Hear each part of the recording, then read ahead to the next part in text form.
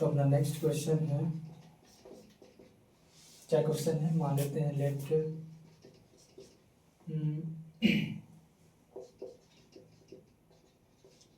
There are 50 terms in AP arithmetic progression and its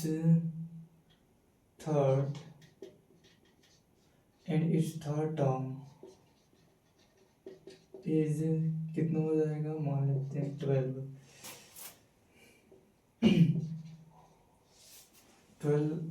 क्या रहेगा, third term is 12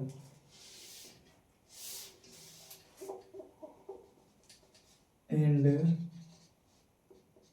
its last term इस कितना मान लेते हैं, लास्ट टर्म अपने को 106 है, 106। Then find 29 term of AP। ये अपना क्वेश्चन हो गया।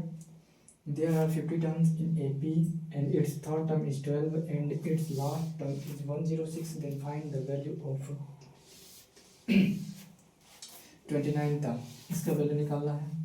अपने को क्या दे रखा है, दे रखा सबसे पहले थर्ड टर्म कितना दे रखा है, 12। थर्ड टर्म कैसे निकालते हैं, अपना फर्स्ट टर्म होता है ये, सेकेंड टर्म होता है A प्लस B और थर्ड टर्म अपना आता है A प्लस 2B। ये फर्स्ट हो गया A1, ये हो गया A2, ये हो गया A3, इसी को बोलते हैं third term, second term, first term. अपना थर्ड टर्म ये है, तो थर्ड टर्म क्या आ जाएगा, A plus 2B equal to 12, इसको मान लेते हैं इक्वेशन 1। एंड अपने को क्या दे रखा है, एंड इस लास्ट टर्म, तो लास्ट टर्म का क्या आ जाएगा, last term total number of term 50 है और लास्ट टर्म का वैल्यू भी दे रखा है इतना, मतलब कि A50 इक्वल टू कितना दे रहा है 106 दे रखा है। तो यहाँ से हम निकालते हैं A50 का वैल्यू, A50 कितना निकल जाएगा, इस हिसाब से अपना निकल जाएगा A50 equal to A plus 49D।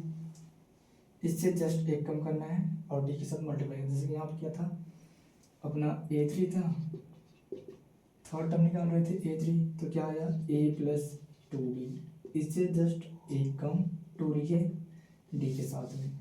A4 बोलता तो A प्लस 3D, वैसे यहाँ पे क्या बोला है A50, तो डायरेक्टली हम लिख सकते हैं फॉर्मूला का यूज ना करके भी A प्लस 49D ऐसे लिखे हैं। अब ये आ गया, इसका वैल्यू अपने को इतना गिवन है 106 इक्वल टू क्या आ गया A प्लस 49D, इसको मान लेते हैं इक्वेशन 2। अब सिंपली क्या करते हैं, इसको इसमें घटा देते हैं बाय सब्ट्रैक्टिंग।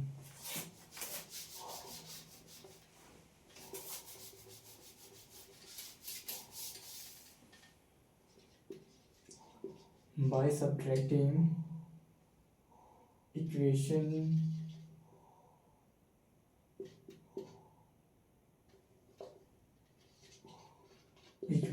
2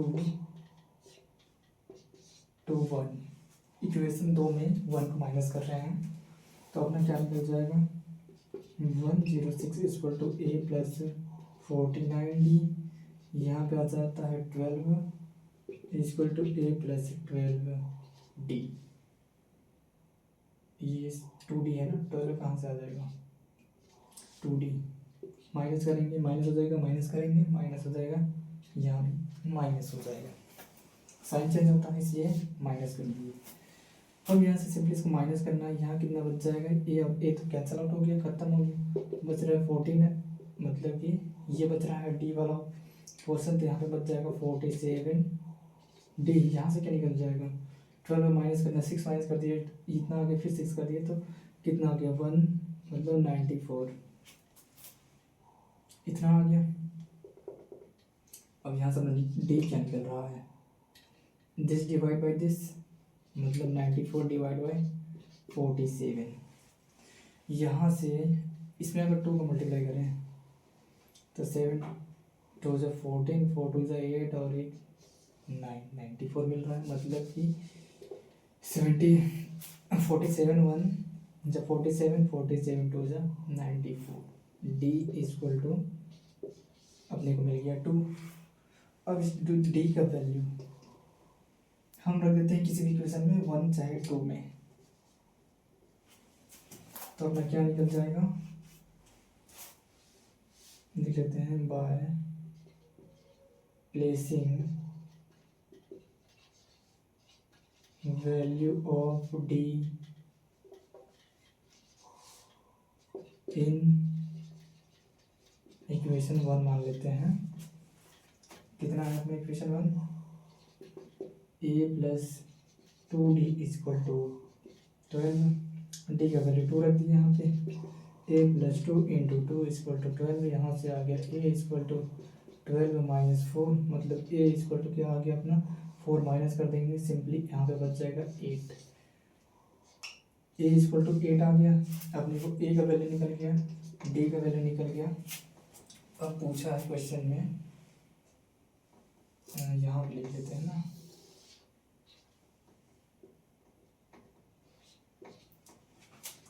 क्या आ जाएगा अपना सिंपली 29 टर्म, तो ये कितना हो जाएगा, ए 29 कितना हो जाएगा, ए प्लस 28d हो जाएगा।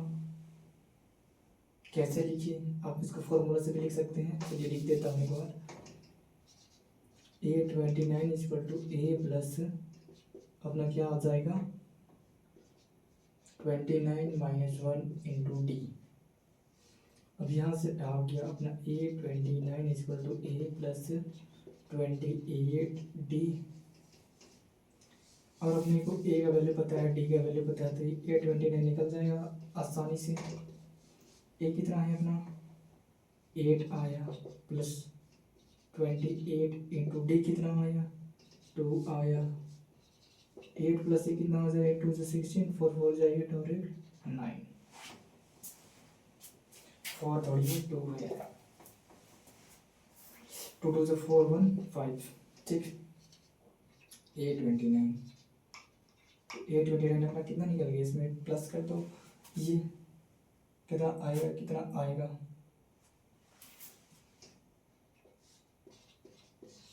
64, ये अपना आंसर।